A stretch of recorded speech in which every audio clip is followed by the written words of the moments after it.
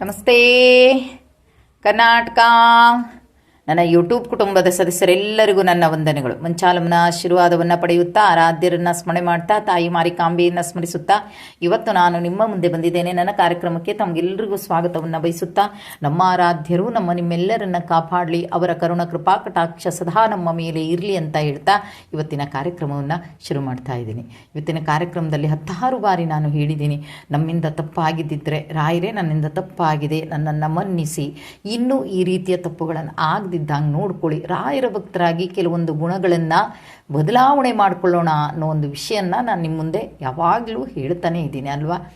ಹಾಗೆ ನಾವು ಯಾವುದೇ ದೇವರ ಭಕ್ತರಾಗಿರ್ಬೋದು. ಈಗ ಎಷ್ಟೋ ಜನ ಇವತ್ತು ರಾಯರಂದರೆ ಗೊತ್ತಿಲ್ಲ ಅನ್ನೋರಿದ್ದಾರೆ. ಒಬ್ಬೊಬ್ಬರು ದುರ್ಗಾ ಪರಮೇಶ್ವರನ ನಂಬ್ತಾರೆ, ಮಾರಿಕಾಂಬೆಯನ್ನು ನಂಬ್ತಾರೆ, ಅಂದರೆ ಆಳವಾಗಿ ಒಂದು ದೇವರನ್ನು ಆಯ್ಕೆ ಮಾಡ್ಕೊಂಡಿರ್ತಾರೆ ಅಲ್ವಾ.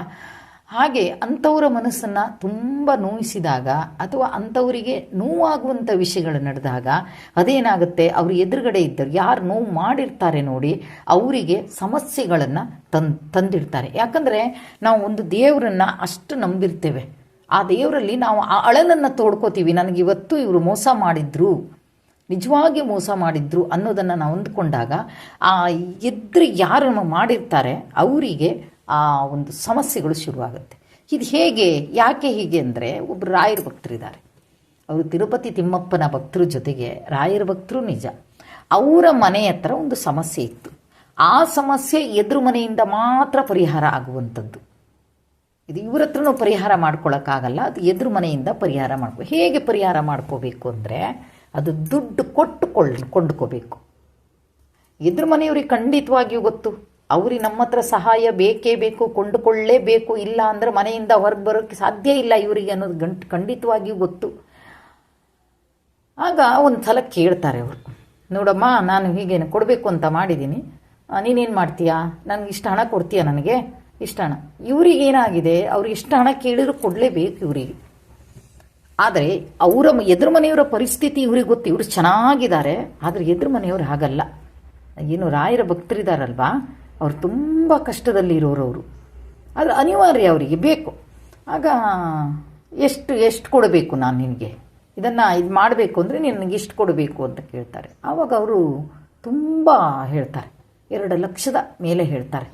ಆಗ ಅವರು ಪಾಪ ನೊಂದ್ಕೋತಾರೆ, 2 ಲಕ್ಷದ ಮೇಲೆ ಹೇಳ್ತಾ ಇದ್ದೀರಲ್ಲ, ನಾನು ಎಲ್ಲಿಂದ ಕೊಡಲಿ, ನಾನು ಸ್ವಲ್ಪ ಕಡಿಮೆ ಮಾಡಿದ್ದು. ಕೊನೆಗೂ ಅವ್ರು ಕಡಿಮೆ ಮಾಡಿಲ್ಲ, ಲಾಸ್ಟ್ ಒಂದು 10-20 ಕಡಿಮೆ ಮಾಡಿಬಿಟ್ಟು, ಇಲ್ಲ ನಾನು ಎಷ್ಟಕ್ಕಾದ್ರೂ ಮಾತ್ರ ಕೊಡ್ತೀನಿ, ಇಲ್ಲ ಅಂದ್ರೆ ಕೊಡೋದೇ ಇಲ್ಲ. ಆದರೆ ಇವರಿಗೆ ಅನಿವಾರ್ಯ ಏನಾಗಿದೆ, ಪಾಪ ಸಿಕ್ಕಾಕ್ಕೊಂಡು ಬಿಟ್ಟುಬಿಟ್ಟಿದ್ದಾರೆ, ಇವರಿಗೆ ಅದು ಬೇಕೇ ಬೇಕು, ಬೇಡ ಅಂತ ಹೇಳು ಸಂದರ್ಭನೇ ಇಲ್ಲ.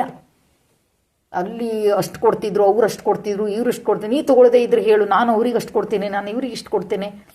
ಆಗ ಏನು ಮಾಡ್ತಾಳೆ ಪಾಪ ಹೆಣ್ಮಗಳು, ತನ್ನ ಕೊರಳಲ್ಲಿ ಒಂದು ಚೈನ್ ಇರುತ್ತೆ, ಆ ಮಗುವಿನ ಹತ್ರ ಒಂದು ಚೈನ್ ಇರುತ್ತೆ, ಆ 2 ತೊಗೊಂಡೋಗಿ ಬ್ಯಾಂಕಿಗೆ ಹೋಗ್ತಾಳೆ. ಆ ಬ್ಯಾಂಕಿಗೆ ಹೋದಾಗ ಅದಕ್ಕೆ ಒಳ್ಳೆ ಹಣನೇ ಸಿಗುತ್ತೆ.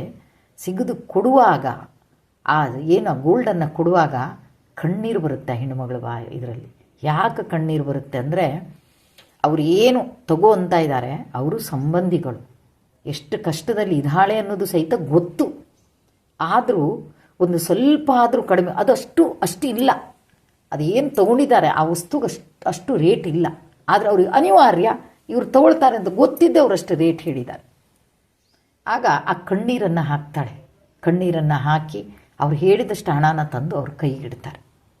ತುಂಬ ನೋವಾಯ್ತಂತೆ ಅಷ್ಟೊತ್ತಿಗೆ, ನನಗೆ ಬೇಕೇ ಬೇಕು ತಂದೆ, ಆದರೆ ಇಷ್ಟು ದುಡ್ಡಿದ್ದವರು ಇಷ್ಟು ಆಸೆ ಮಾಡಿಬಿಡೋದ, ನನ್ನ ಪರಿಸ್ಥಿತಿಯನ್ನು ನೋಡಿ, ಬೇರೆ ಯಾರೋ ಮಾಡಿದರೆ ನನಗೆ ಅನ್ನಿಸ್ತಿರ್ಲಿಲ್ಲ ತಂದೆ, ಆದರೆ ಬೇರೆ ಯಾರು ಅಲ್ಲಪ್ಪ ಇವರು, ನನ್ನ ಸಂಬಂಧಿಗಳಾಗಿ ಹೀಗೆ ಮಾಡಿದ್ರಲ್ಲ ತಂದೆ ಅಂಥೇಳಿ ಆ ನೋವಲ್ಲಿ ಇವತ್ತಿಗೂ ಆ ಗೋಲ್ಡನ್ನು ಆ ಹೆಣ್ಮಗಳ ಹತ್ರ ತಪ್ಪಿಸ್ಕೊಳ್ಳೋಕ್ಕಾಗಿಲ್ಲ.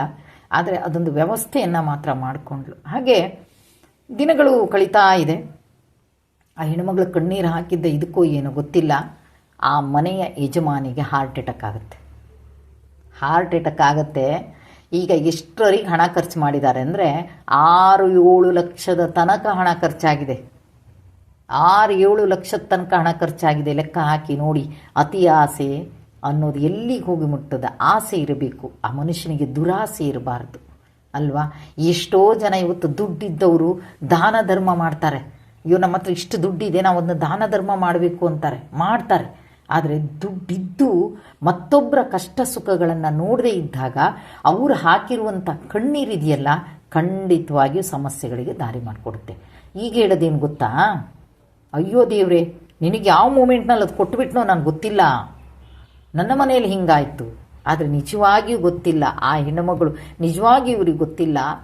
ತಾನು ಜಾಸ್ತಿ ಹೇಳಿ ಸ್ವಲ್ಪ ಕೊಡುವಂಥ ಹಣಕ್ಕೆ ಡಬಲ್ ಹಣ ಹೇಳಿ ಆ ಮಗಳ ಕಣ್ಣಲ್ಲಿ ಕಣ್ಣೀರು ಬಂದಿದ್ದು ಆ ಹೆಣ್ಣುಮಗಳಿಗೆ ಗೊತ್ತಿಲ್ಲ. ಆ ಹೆಣ್ಣುಮಗಳ ಕಣ್ಣೀರು ಬಹುಶಃ ಆದರೂ ಆ ಹೆಣ್ಮಗಳು ಹೇಳ್ತಾಳೆ, ಅಪ್ಪ ಅಂತ ನೋವು ಕೊಡುವಂಥ ನನ್ನ ದೇವರಲ್ಲಿ ಬೇಡಲೇ ಇಲ್ಲ, ನನ್ನ ರಾಯರಲ್ಲಿ ಬೇಡಲಿಲ್ಲ, ಆದರೆ ಡಬ್ಬಲ್ ರೇಟ್ ಕೊಟ್ಟು ತಗೊಳ್ಳುವಂಥ ಸಂದರ್ಭ ಬಂದು ಹೋಯ್ತಲ್ಲ ತಂದೆ, ಇಂಥದ್ದು ದುಡ್ಡಿದ್ದವರೇ ಹೀಗೆ ಮಾಡಿಬಿಟ್ರಲ್ಲ ಅಂತ. ಅದು ಕೊಡುವ ಇದ್ದಿದ್ದೆ ಅದು ನನ್ನ ಹತ್ರ 2 ಚೈನು, ಅದು ಬಿಟ್ಟರೆ ಮತ್ತೆ ಇನ್ನೇನು ಇರಲಿಲ್ಲ. ಅದನ್ನೇ ಕೊಡುವಾಗ ಆ ಕಣ್ಣೀರು ಬಂತಮ್ಮ ನನಗೆ. ಆ ಕಣ್ಣೀರು ಬಂದಿದ್ದಕ್ಕೆ ಇವತ್ತು ಸಮಸ್ಯೆನ ನನ್ನ ಹತ್ರನೇ ಹೇಳ್ಕೊಳ್ಳುವಂಥ ಸಂದರ್ಭ ಬಂತು. ಏನಾಗುತ್ತೋ ಗೊತ್ತಿಲ್ಲ, ಏನಾಗುತ್ತೋ ಗೊತ್ತಿಲ್ಲ, 6-7 ಲಕ್ಷ ಖರ್ಚು ಮಾಡಿದ್ವಿ. ಆದರೂ ಪಾಪ ಈ ಹೆಣ್ಮಗಳವ್ರಿಗೆ ಹೇಳುವಂಥದ್ದು, ಏನೂ ಆಗಲ್ಲ, ಯಾಕೆ ಹೆದರ್ತೀರಿ, ಭಯ ಪಡಬೇಡಿ, ರಾಯರಿದ್ದಾರೆ ನಿಮ್ಮ ಜೊತೆಗೆ, ಧೈರ್ಯ ಆಗಿರಿ ಅಂತ. ಅದೇ ನನ್ನ ಹತ್ರ ಹೇಳ್ಕೊಂಡ್ರು. ನೋಡಿದ್ರಮ್ಮ, ನಾನು ಅವ್ರಿಗೆ ಹಂಗಾಯಿತು ಅಂತ ಹೇಳೋದಲ್ಲ, ಹಂಗಾಗಲೂ ಬಾರ್ದಮ್ಮ. ಆದರೆ ಒಂದು ದುಡ್ಡು ಮಾಡೋಕ್ಕೆ, ಒಬ್ಬರ ಹತ್ರ ದುಡ್ಡು ಕೇಳೋಕ್ಕೆ ಅದಕ್ಕೊಂದು ಮಿತಿ ಇರಬೇಕು. ಆ ಮಿತಿ ಇದ್ದಾಗ ಏನು ನಾವು ಪಡ್ಕೋತೀವಿ ಅದು ನಮಗೆ ಸಿಗುತ್ತಮ್ಮ. ಅದಕ್ಕೂ ಅತಿ ಆಸೆ ಮಾಡಿ ನಾವು ಪಡ್ಕೊಳ್ಳೋಕ್ಕೆ ಹೋದರೆ ನಮಗಿದೆ ಅಮ್ಮ ಆಗೋದು. ಅದು ಮಾಡೋದು ಒಬ್ಬರಾದ್ರೆ ಅನುಭವಿಸೋದು ಇನ್ನೊಬ್ಬರಮ್ಮ. ದುಡ್ಡು ಯಾವುದೋ ಲೆಕ್ಕದಲ್ಲಿ ನೀರು ಹೋದಂಗೆ ಹೋಗ್ತಾ ಇದೆಯಮ್ಮ, ನೀರು ಹೋದಂಗೆ ಹೋಗ್ತಾ ಇದೆ. ಅದೇ ನನಗೆ ಕರೆಕ್ಟಾದ ರೇಟ್ ಕೊಟ್ಟು ಇದು ಮಾಡೋತ್ತಿಗೆ, ನಾನು ಆ ಗೋಲ್ಡ್ ಇಡುವತ್ತಿಗೆ ಖಂಡಿತವಾಗಿಯೂ ಕಣ್ಣೀರು ಹಾಕ್ತಾ ಇರಲಿಲ್ಲ, ಅಥವಾ ಕಣ್ಣೀರು ಹಾಕುವಾಗ ಅವ್ರ ಮನೇಲಿ ಕಷ್ಟ ಕೊಡು ದೇವ್ರೆ ಅಂತ ಕೇಳಲಿಲ್ಲ. ಆದರೆ ಬದಲಿಗೆ ಪರಮಾತ್ಮ ದುಡ್ಡಿದ್ದವರು ಇಲ್ಲ ಅನ್ನೋದು ಏನೂ ಇಲ್ಲ ತಂದೆ. ಅದು ಅಲ್ಲದೆ ನನಗೆ ಡಬ್ಬಲ್ ರೇಟ್ ಕೇಳಿಬಿಟ್ರಪ್ಪ, ಅದು ತೊಗೊಳ್ಳದೇ ಇದ್ದರೆ ನನ್ನ ಹತ್ರ ಆಗ್ತಾನೇ ಇಲ್ಲ. ತಗೋ, ಇದು ನಿನ್ನ ಮೇಲೆ ಭಾರ ಹಾಕಿ ಇಡ್ತಾ ಇದ್ದೀನಿ ಅಂತೇಳಿ ಇಟ್ಟು ಹಣ ತಂದು ಕೊಡ್ತಾರೆ. ಆದರೆ ಇವತ್ತಿಗೂ ಪಾಪ ಹೆಣ್ಮಗಳು ಗೋಲ್ಡನ್ನು ತಪ್ಪಿಸಿಲ್ಲ. ಆಗಲ್ಲ, ವರ್ಷ ಹೋಗೋದು, ಅದಕ್ಕೆ ಮತ್ತೆ ಬಡ್ಡಿ ಕಟ್ಟೋದು, ಮತ್ತೆ ಬರೋದು, ಮತ್ತೆ ಬಡ್ಡಿ ಕಟ್ಟೋದು, ಮತ್ತೆ ಬರೋದು. ಆದರೆ ನೋಡಿ ಎಷ್ಟು ನೋವು. ಅತಿ ಆಸೆ ಯಾಕೆ ಮಾಡೋದು ಅಲ್ವಾ?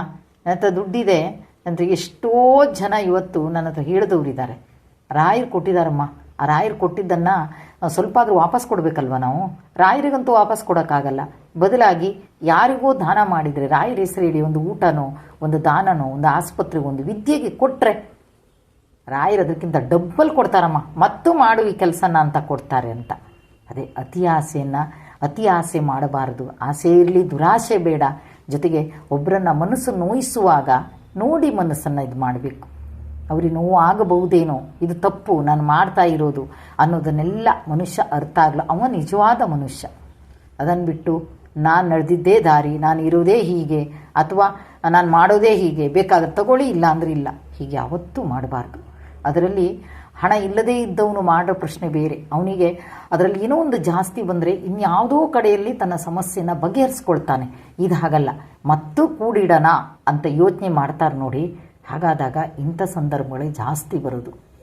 ತುಂಬ ಜನ ಪಾಪ ಸಹಾಯಕ್ಕೆ ಅಂತ ಕೊಟ್ಟಿದ್ದಾರೆ. ನನ್ನ ಸಬ್ಸ್ಕ್ರೈಬರ್ ಎಲ್ಲ ಫೋನ್ ಮಾಡ್ತಾರೆ ನನಗೆ, ನನ್ನ ಕುಟುಂಬದವರು, ಕೊಟ್ಟೆ ಅಮ್ಮ, ಕಷ್ಟಕ್ಕಂತ ಕೊಟ್ಟೆ ಅಮ್ಮ, ತಿರ್ಗಾ ಕೊಡಲಿಲ್ಲ ನೋಡಿ, ತಿರ್ಗಾ ಕೊಡಲಿಲ್ಲ ಅಮ್ಮ, ತಿರ್ಗಾ ಕೊಡಲಿಲ್ಲ. ಆದರೆ ಅವರ ನಿಟ್ಟುಸಿರು, ಕಣ್ಣೀರು, ನಾವು ಕೊಟ್ಟಿದ್ದನ್ನು ಕೊಡಲಿಲ್ಲ ಅಂತ ಎಷ್ಟೋ ಜನ ಹೇಳ್ತಾರೆ. ನನ್ನ ಹಣ ಮನೆ ಬಾಗಿಲಿಗೆ ಹೋದರೆ ನನ್ನನ್ನು ಹೀಯಾಳಿಸಿ ಕಳಿಸಿದ್ರಮ್ಮ. ಆದರೆ ಅವರಿಗಿವತ್ತು ಶುಗರು, BP, ಕಾಲು ನೋವು, ಓಡಾಡೋಕ್ಕಾಗಲ್ಲ, ಇನ್ನೇನೂ ಅಮ್ಮ. ಅದು ನೊಂದ್ಕೋತಾರೆ ನೋಡಿ ಅವರು. ನಿಜವಾಗಿ ಸತ್ಯ ಇದ್ದು ನೊಂದ್ಕೊಂಡಾಗ ಅದು ನಮಗೆ ಇದಾಗುವಂಥದ್ದು. ಹಾಗಾಗಿ ಪ್ರತಿಯೊಬ್ಬರಲ್ಲೂ ಹೇಳೋದೊಂದೇ, ಆಸೆ ಇರಲಿ, ನಮ್ಗೆ ಆ ದುರಾಸೆ ಬೇಡ. ದುರಾಸೆಯಿಂದ ಯಾಕೆ ನಾವು ಸಮಸ್ಯೆ, ಕಷ್ಟಗಳನ್ನು ತಂದುಕೊಳ್ಳೋದು ಅಲ್ವಾ?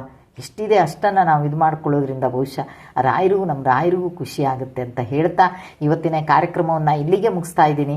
ಜೈ ಹಿಂದ್, ಜೈ ಕರ್ನಾಟಕ ಮಾತೆ. ಸರ್ವೇ ಜನ ಸುಖಿನೋ ಭವಂತು.